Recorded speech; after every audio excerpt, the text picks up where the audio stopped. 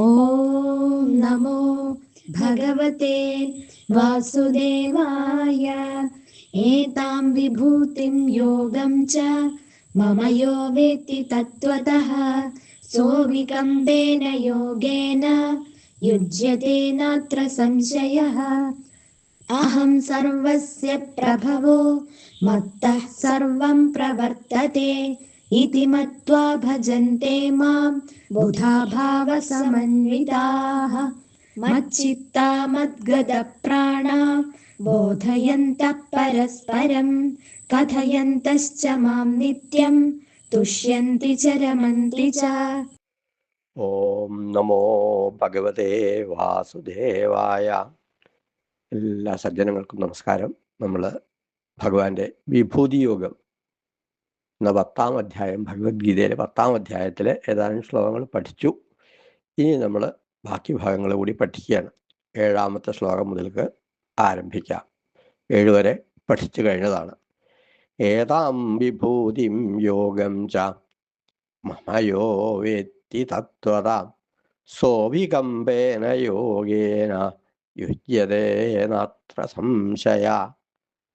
ഭഗവാൻ പറയാണ്, എൻ്റെ വിഭൂതി യോഗം, ഈ വിഭൂതി പറഞ്ഞാൽ ഇവിടെ മുഴുവൻ നിറഞ്ഞിരിക്കുന്നത് ഭഗവാനാണ്. ഈ പ്രപഞ്ചം മുഴുവൻ ഭഗവാനാണ് ഉള്ളത്. അത് പ്രകടമാക്കുകയാണ്. അത് ബോധ്യപ്പെടണം നമുക്ക്. അത് ബോധ്യപ്പെട്ടുള്ള ആളുകളുണ്ടല്ലോ, അവരെങ്ങനെയാ? സോവികമ്പേന യോഗേന യുജ്യതേ നാത്ര സംശയ. ആ യോഗത്തോട് ചേരുന്നതിൽ സംശയമില്ല. അവൻ അചഞ്ചലമായ, അപ്പൊ അവനങ്ങോട്ട് ഉറപ്പാവും. അവൻ എന്ന് പറഞ്ഞ ഒരാൾക്ക്, യാതൊരാൾക്കാണോ ഭഗവാന്റെ ഈ വിഭൂതി, ഈ ലോകം മുഴുവൻ, ഈ പ്രപഞ്ചം മുഴുവൻ നിറഞ്ഞിരിക്കുന്നത് ഭഗവാനാണ് എന്ന് അതിനുള്ള കഴിവ് ഭഗവാനുണ്ട്. ഈ ഭഗവാനിൽ നിന്നാണ് എല്ലാം ഉണ്ടായിരിക്കുന്നതെന്ന് പറഞ്ഞു. ഇത് എങ്ങനെയാണ് ഞങ്ങൾക്ക് വ്യക്തമാക്കുക? പല പല ഉദാഹരണങ്ങളും നമുക്ക് ഇതിൽ പറയാൻ സാധിക്കും. നമ്മൾ കാണുന്ന ഓരോരോ ഈ ലീലകൾ ഭഗവാന്റെ ഓരോരോ അംശമാണ്. അല്ലെങ്കിൽ ഭഗവാൻ അല്ലാതെ വേറെ ഒന്നും ഇല്ല എന്ന് കാണുമ്പോൾ നമുക്ക് എന്തൊരു ആനന്ദമാണ് ഉണ്ടാവുന്നത്. എന്തൊക്കെ പേടിക്കുക? ശത്രു അങ്ങനെയൊന്നും ഇല്ല. ഭയപ്പെടേണ്ടതില്ല. നമ്മളെ ഭയപ്പെടുമോ? ദുഃഖമൊന്നുമില്ല. അതിങ്ങനെ എനിക്ക് എൻ്റെ കൃഷ്ണനുണ്ട്, ഇവിടെ നിറഞ്ഞിരിക്കുന്നത് കൃഷ്ണനാണ്. ആ തത്വം ബോധ്യപ്പെട്ടു കഴിഞ്ഞാൽ ഒരു ഷെയ്ക്കിങ് സ്റ്റഡി ആയിട്ടുണ്ടാവും. എന്താ പറയുക? ഇളക്കല്ല, ചലനമില്ല. അചഞ്ചലമായിട്ട് ആ വിശ്വാസം നമ്മളെ സഹായിക്കും. എന്തിന്? സന്തോഷമായിട്ട് ജീവിക്കാൻ. ദുഃഖം എന്ന് പറഞ്ഞൊരു വസ്തുവേ ഇല്ല. എന്തിനു ദുഃഖിക്കുന്നു എന്നങ്ങനെ തോന്നുകയാണ്. ഭഗവാൻ ഇല്ലേ എനിക്ക് പേടിക്കാനൊന്നുമില്ല. ലൗകിക ലോകത്തിൽ നമ്മൾ പറയാറുണ്ട്, എനിക്കിപ്പോൾ വലിയ ബുദ്ധിമുട്ടൊന്നുമില്ല, നല്ല ജോലിയൊക്കെ ഉണ്ട്, വിഷമമില്ല, പൈസയ്ക്കൊന്നും ബുദ്ധിമുട്ടില്ല, സഹായത്തിന് ആളുണ്ട്. അങ്ങനെയൊക്കെ ഒരു തോന്നുമ്പോൾ നമുക്കൊരു സേഫ്റ്റി, ഒരു സെക്യൂരിറ്റി, ഭയമില്ല, പേടിക്കാനൊന്നുമില്ല എന്ന് തോന്നും. അപ്പൊ ഇതിനൊക്കെ ബലമായിട്ട് എന്താ നമ്മൾ കണ്ടത്? ഈ കാണുന്ന ഓരോരോ സുഖ സൗകര്യങ്ങള്, സാമ്പത്തികമായിട്ടുള്ള സ്ഥിതി, ഇതൊക്കെയാണ്. ഇതൊക്കെ ഉണ്ടായിട്ടുള്ളത് ഭഗവാനിൽ നിന്നാണ്. ഈ കാണുന്നത് സർവം വിഷ്ണുമയം ജഗൽ, ഒന്നും ഭഗവാന്റെ അല്ലാത്തൊന്നുമില്ല. എല്ലാം ഭഗവാന്റെയാണ്. എല്ലാം ഭഗവാൻ നിറഞ്ഞിരിക്കുകയാണ്. തൂണിലും തുരുമ്പിലും എന്നൊക്കെ പറഞ്ഞില്ലേ? ഇപ്പൊ പറഞ്ഞു നല്ലതും ചീത്ത അങ്ങനെയൊന്നുമില്ല എന്ന് കഴിഞ്ഞ ശ്ലോകങ്ങളിൽ കണ്ടു. ഈ ചീത്ത, വിഷം, അല്ലെങ്കിൽ ദുഃഖം തരുന്ന ഒരാൾക്ക് ദുഃഖം തരുന്നത് മറ്റൊരാൾക്ക് ദുഃഖമല്ല, സുഖമാണ് തരുന്നത്. വിഷമവും തരുന്നത് വിഷമമല്ല. അപ്പൊ അങ്ങനെ പറയുമ്പോൾ ഒന്നും ചീത്തയായിട്ടില്ല, വർജ്യങ്ങളായിട്ടില്ല. ചിലർക്ക് നല്ലത്, ചിലർക്ക് ചീത്തയാവും എന്നൊക്കെ ഉദാഹരണ സഹിതം കഴിഞ്ഞ ദിവസം പറഞ്ഞു. ഇപ്പോൾ ഒന്നുകൂടി വ്യക്തമാക്കി പറയാണ് അടുത്ത ശ്ലോകത്തിന്. അഹം സർവസ്യ പ്രഭവോ മത്തഃ സർവം പ്രവർത്തതേ ഇതി മത്വാ ഭജന്തേ മാം ബുധാ ഭാവസമന്വിതാഃ. ഇത് ചേട്ടൻ ആവർത്തനമായിട്ട് തോന്നും. ഇത് റിപ്പീറ്റീഷൻ ഓഫ് ദ സെയിം. എന്താ ഇവിടെ പറഞ്ഞിരിക്കുന്നത്? ഞാനാണ് എല്ലാറ്റിൻ്റെയും ഉത്ഭവസ്ഥാനം. പിന്നെയോ എൻ്റെ ശക്തി കൊണ്ടാണ് ഈ പ്രപഞ്ചം ചലിക്കുന്നത്. ഇത് ഭാഗവത്തിൽ വേറെ രീതിയിൽ പറയുന്നുണ്ട്. മദ്ഭയാദ്വാദിവാദോയം സൂര്യസ്തപതി മദ്ഭയാൽ മരുഷതി ഇന്ദ്രോ ദഹത്യഗ്നി മൃത്യുശ്ചരതി മദ്ഭയാൽ. എന്നെ ഭയപ്പെട്ടിട്ട്, എന്നെ പേടിച്ചിട്ടാണ് കാറ്റ് വീശുന്നതും സൂര്യൻ പ്രകാശിക്കുന്നതും ഇങ്ങനെ ഈ പ്രപഞ്ചം ചലിക്കുന്നത് മുഴുവൻ ഞാനെന്ന ആ ഒരു ശക്തി അങ്ങനെ നിറഞ്ഞു നിൽക്കുന്നത് കൊണ്ടാണ്. ആരെങ്കിലും പ്രവൃത്തിയിൽ നിന്ന് വിമുഖരായാൽ ശിക്ഷ കിട്ടും.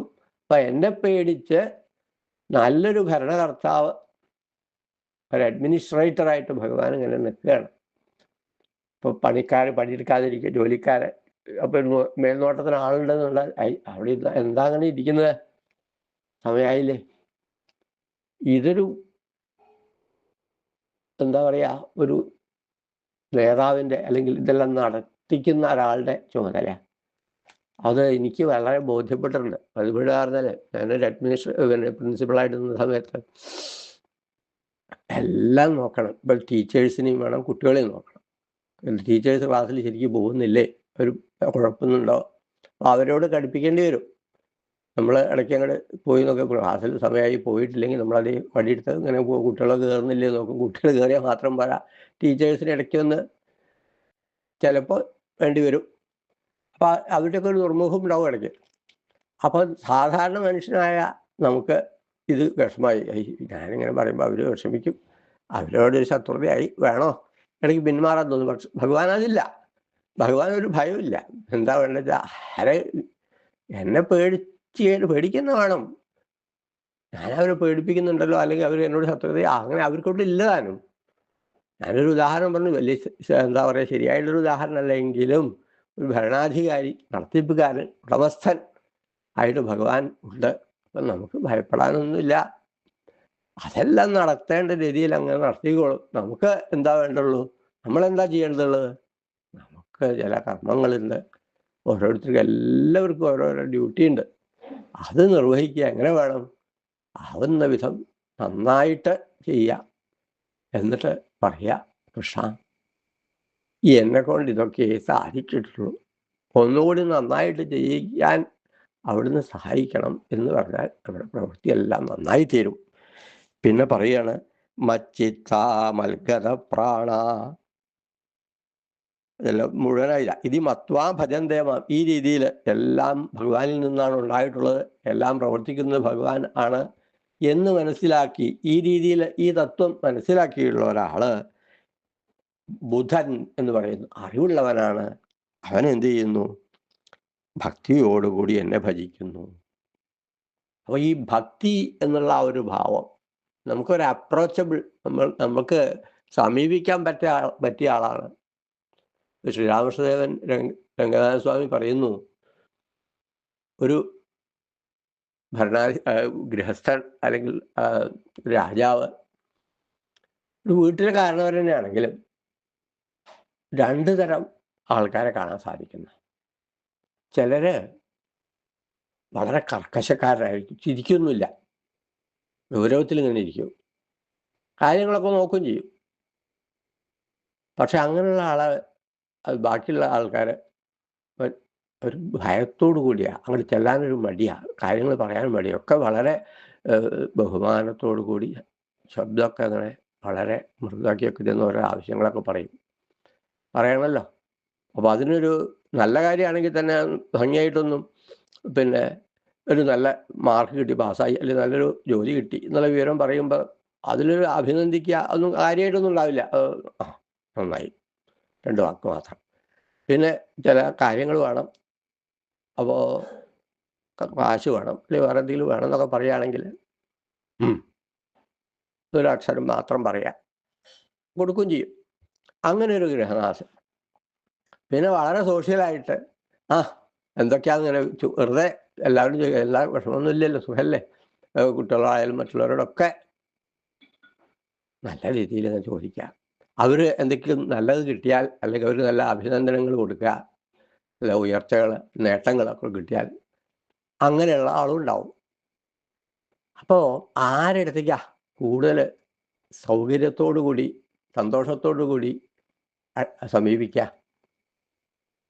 രണ്ടാമത് പറഞ്ഞ ആളുടെ അടുത്തേക്കില്ലേ. കൃഷ്ണൻ ഇങ്ങനെയാണെന്നാ. കൃഷ്ണൻ ഗൗരവക്കാരനൊന്നുമല്ല, ചിരിച്ചുകൊണ്ട് അങ്ങനെ ഇരിക്കും. മഞ്ജീരം മഞ്ജുനാഥേരിവമനഭജനം ശ്രേയ. ഇത്രയേ ഭഗവാൻ പറയാനുള്ളൂ. ശ്രേയസ്കരമായിട്ടുള്ളത് എന്നെ ഭജിക്കുകയാണ്. മാം ഭജ. അതിങ്ങനെ കിളിക്കുന്ന ശബ്ദം അതാണ് നമ്മളോട് പറഞ്ഞു തരുന്നത്. ഒന്ന് മാത്രമേ നീ ചെയ്യേണ്ടതുള്ളൂ. എന്താണത്? എന്നെ ഭജിക്കൂ. മാം ഭജ. അപ്പോൾ ഭജിക്കുക എന്നുള്ളതിന് വളരെ വിശേഷമായിട്ട് അല്ലെങ്കിൽ വിപുലമായിട്ട് പറയാനുണ്ട്. ഭജനം ഏത് രീതിയിലാവാന്ന. നാമം ജപിച്ചുകൊണ്ട് ഭജിക്കാം, ഭഗവാന്റെ രൂപം ദർശിച്ചുകൊണ്ട് മനസ്സിൽ ധ്യാനിച്ചുകൊണ്ട് ഭജിക്കാം. ചെയ്യുന്ന പ്രവൃത്തിയെല്ലാം ഈശ്വരാർപ്പണമായിട്ട് ചെയ്താൽ അതും ഭജനമാണ് എന്ന് ഭഗവാൻ പറയുന്നു. അപ്പം നമുക്ക് ആ ഉണ്ണിക്കണ്ണനെ മനസ്സിൽ ധ്യാനിച്ചുകൊണ്ട് കർമ്മം ചെയ്യാൻ സാധിക്കണമെന്ന് പ്രാർത്ഥിക്കാം. പിന്നെ അവസാനമല്ല, അതിങ്ങനെ വ്യക്തമാക്കുകയാണ്. മച്ചിത്ത മൽഗത പ്രാണ ബോധയന്ത പരസ്പരം കഥയന്തശ്ച മാം നിത്യം തുഷ്യന്തി ചരമന്തിജാം. ഇങ്ങനെ അറിവുള്ളവരെ പറ്റി പറഞ്ഞു എന്ന് പറഞ്ഞാൽ ഭക്തൻ തന്നെ. അവര് എപ്പോഴും സന്തോഷവാന്മാരായിട്ട് രമിച്ചുകൊണ്ട് അങ്ങനെ ഇരിക്കും. പിന്നെ അവരെന്താ ചെയ്യുക? മച്ചിത്ത മൽഗത പ്രാണ. അവർക്ക് വേറെ ഒന്നും ചിന്തയില്ല, അതിനെ പറ്റി മാത്രം ചിന്തിക്കുക. മനസ്സ് ഉറപ്പിച്ചു വെക്കും എന്നിൽ. എന്നിട്ട് പ്രവൃത്തികളെല്ലാം ഭഗവാനിൽ അർപ്പിച്ചുകൊണ്ട് അങ്ങനെ ജീവിക്കും. ഇപ്പൊ ഗോപികളൊക്കെയാണ് ഇതിന് ഉദാഹരണമായിട്ട് ഭഗവത്ഗീത പറയുന്നത്. മനസ്കാമൽ പ്രാണ മലർത്ഥേ തെക്ത ജീവിത എന്നൊക്കെ പറയുന്നുണ്ട്. അവർക്ക് വേറൊന്നുമില്ല, എല്ലാം ഭഗവത് മയമായിട്ട് അങ്ങനെ കാണുക. ചെയ്യുന്ന പ്രവൃത്തികളൊക്കെ ഈശ്വരാർപ്പണമായിട്ട് കൃഷ്ണനല്ലാതെ അവർക്ക് വേറെ ഒന്നും അറിയില്ല. അങ്ങനെ ഒരു അവസ്ഥയിലേക്ക് നീങ്ങിയാൽ ദുഃഖം ഉണ്ടാവില്ല. അവർ പരസ്പരം ഭഗവത് കഥകൾ ഇങ്ങനെ പറയും, സുഖമായിട്ട് ജീവിതം നയിക്കും എന്ന് പറയുന്നു. ഈ 3 ശ്ലോകങ്ങളാണ് നമ്മൾ കുറച്ചൊന്ന് മനസ്സിലാക്കാൻ ശ്രമിച്ചത്. ഭഗവാന്റെ കാരുണ്യത്തിന് പ്രാർത്ഥിച്ചുകൊണ്ട് ശ്രീകൃഷ്ണാർപ്പണമസ്തു.